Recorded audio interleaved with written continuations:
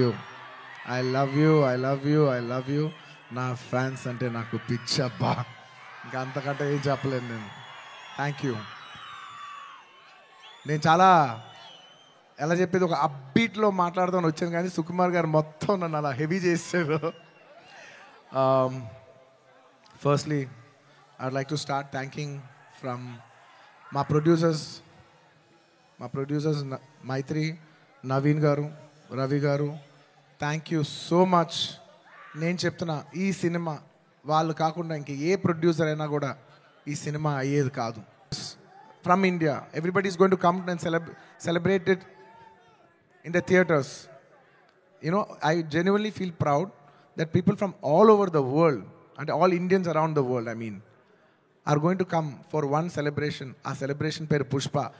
ఇంతకంట ఈ జీవితానికి చాలు నాయన స్వామి. 12,000 థియేటర్లు, ఇండియన్ సినిమా ఇప్పటి వరకు ఎప్పుడూ చూడని ఇంత పెద్ద స్కేలు ఇది మాకు వచ్చినందుకు మేమందరం మనస్ఫూర్తిగా గౌరవిస్తాం. I would like to thank each and everyone for showering so much love on us. I hope we did this film with love and devotion. I hope it all touches your heart.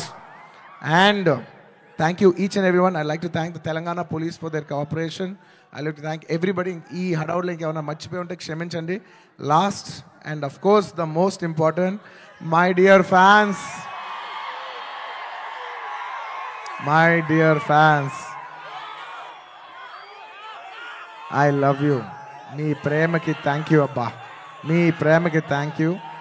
I love అంటే ఎంతో ప్రేమతో పిలుస్తాను, నా సొంతంగా feel అయి పిలుస్తా. I love you my army, my army, I love you. Thank you, thank you.